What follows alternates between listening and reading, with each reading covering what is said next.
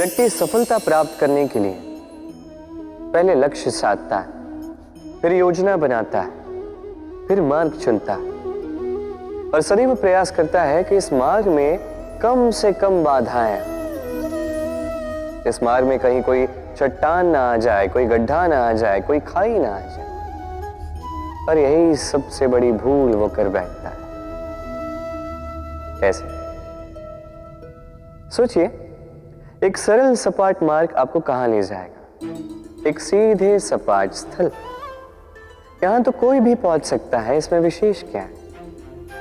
सोचिए, यदि आपके मार्ग में गड्ढे हो, खाई हो, चट्टानी हो, तो इसके परे एक शिखर भी है जो आपकी प्रतीक्षा कर रहा है।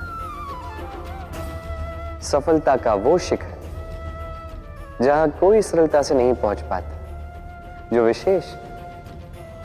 इसलिए अपने जीवन में जब भी समस्याएं आए उससे कतराएं नहीं, एक मुस्कुराहट के साथ उसका स्वागत करें। और सावधान रहें, यदि आपके मार्ग में समस्याएं ही ना आए तो इसके दो ही अर्थ हैं। या तो आपने लक्ष्य ठीक नहीं चुना है, या आपने मार्ग ठीक नहीं चुना है।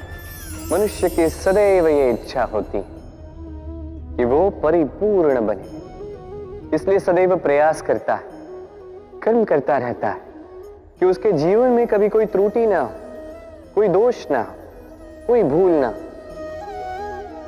किंतु जब मनुष्य ये करने लगता है, अपना समस्त ध्यान उसी पे केंद्रित करता है, तभी उसका विकास धीरे धीरे धीरे रुक जाता है। कैसे? आप कहेंगे कि इसमें क्या अनुचित है, ये तो अच्छा प्रतीत होता है। देखिए, ये त्रुटियां, ये दोष, ये भूल, अब कुछ भी कर ले आपके जीवन में रहेंगे ही रहेंगे। और मेरी बात मानी, यही है जो आगे जाके आपको जीवन में सुधरने के लिए उकसाएंगे। एक निश्चित मापदंड लेकर आगे बढ़ना ठीक प्रतीत हो सकता है, किंतु ये केवल यंत्र को जन्म देता है, न मानवता को, न मनुष्य को। स्मरण रखिएगा, यदि आप आपके जीवन के द्वार हर एक भूल के लिए, हर एक दोष के लिए बंद कर देंगे, तो बस जान लीजिए कि समस्त सत्य ये भी बाहर ही रह जाएगा। ये भूल, ये दोष, ये त्रुटियां ही हैं जो आपको जीवन के विषय, प्रयास के विषय, कर्म के सत्य के विषय में जानकारी देंगे। तो इन त्रुटियों का आदर करना सीखें। छल, कपट, इन शब्दों से संसार का कौन सा व्यक्ति अवगत नहीं है? सभी जानते हैं ये शब्द क्या है, इसका अर्थ क्या है। सभी जानते हैं विश्वासघात क्या है, सभी ने अनुभव किया है। किंतु क्या कभी आपने सोचा है कि ऐसा क्यों होता है? इसका कारण क्या है? इसका कारण है आशा।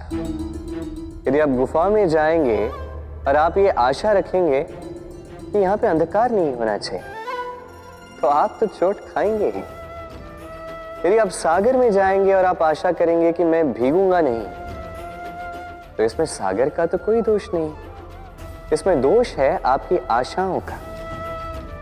एक महत्वपूर्ण बात स्मरण रखिए, मनुष्य मनुष्य को नहीं छलता, मनुष्य को छलती हैं उसकी आशाएं जो वो अनुचित पात्रों से रखते हैं। इसलिए जीवन में कभी भी आशाएं लगाने से पूर्व संबल की परिभाषा जान ले कि वो आपको सहारा देने योग्य है भी या नहीं। ना टूटेगी आशा, ना टूटेगा विश्वास।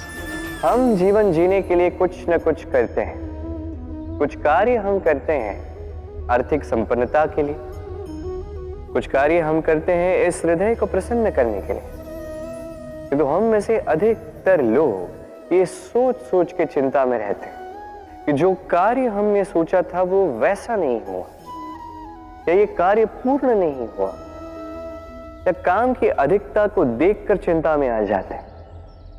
अब ये चिंता जो है ये दुख को आमंत्रित करती है, और ये दुख पल पल हमें मार देता है। तो सोचिए, क्या ये सच है क्या काम की अधिकता हमें सच में मार देती है? कदापि नहीं। समझिए एक महत्वपूर्ण बात, आज तक इस संसार में जितने भी महापुरुष आए उनके पास भी उतना ही समय था जितना आज आपके पास है। उतनी ही घड़ियां थी, उतने ही पहर थे।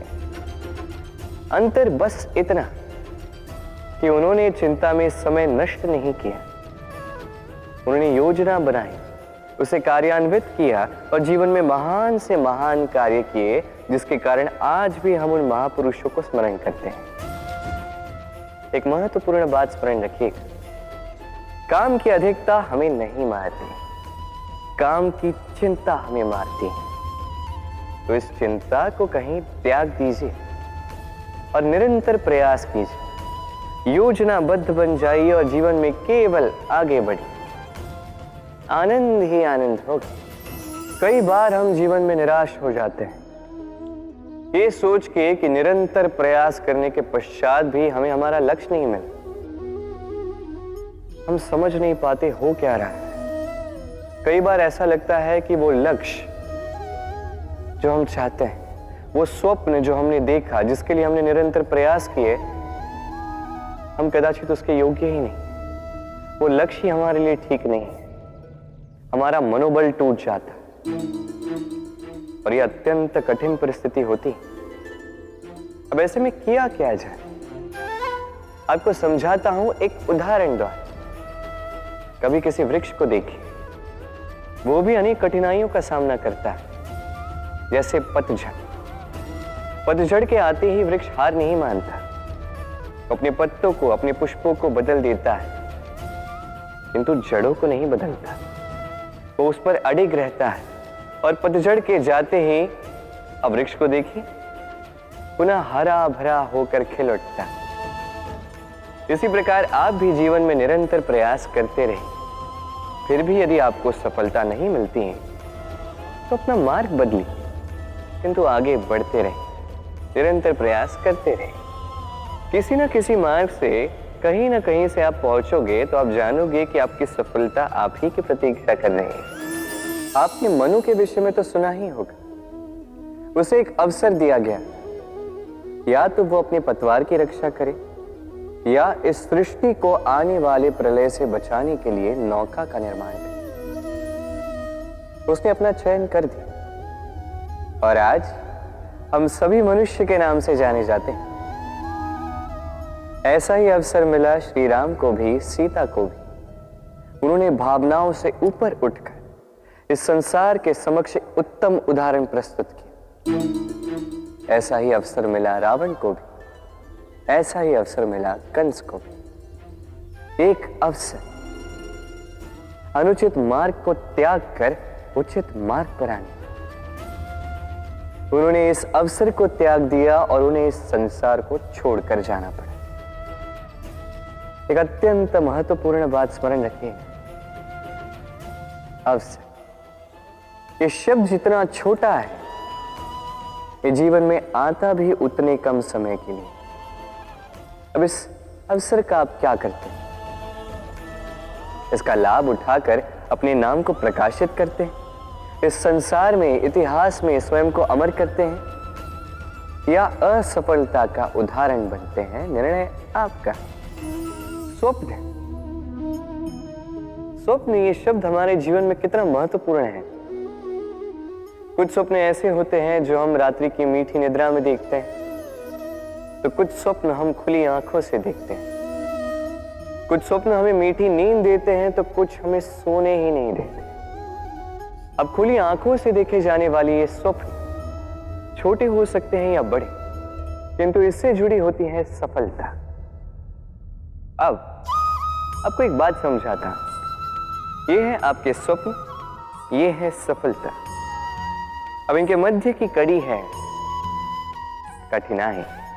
तो जितने बड़े स्वप्न होंगे उतनी बड़ी कठिनाई, जितनी बड़ी कठिनाइयां उतनी ही बड़ी सफलता। स्मरण रखिए, सबसे ऊंची उड़ान भरने के लिए बाज को मेघों से ऊपर उठकर उड़ना पड़ता है। तो इन कठिनाइयों से दूर मत भागिए, अवश्य ये वही कठिनाइयां हैं जिनसे संसार दूर भागता है। ये वही कठिनाइयां हैं जो हमारे जीवन में ना आए इसलिए लोग प्रार्थना करते हैं, किंतु ये वही कठिनाइयां हैं जिसका सामना करके आपको वह सफलता प्राप्त होगी, आपको आपका लक्ष्य प्राप्त होगा। प्रसन्नता। ये प्रसन्नता कोई ऐसा भाव नहीं है जो सृष्टि में पहले से निर्मित हो। प्रसन्नता एक ऐसा भाव है जो आपको आपके कर्मों से अर्जित करना पड़ता है, और जितना दूसरों को दोगे उतना ही ये अंकुरित होगा। अर्थात जितनी प्रसन्नता दूसरों को दी जाएगी उतनी ही प्रसन्नता स्वयं चलकर आपके पास आएगी। अब आप कहोगे ये तो अत्यंत कठिन कार्य है, ये कैसे संभव है? सबको प्रसन्न रख पाना तो स्वयं महादेव के वश में नहीं, हम तो साधारण से मनुष्य हैं, ये कैसे हो पाएगा?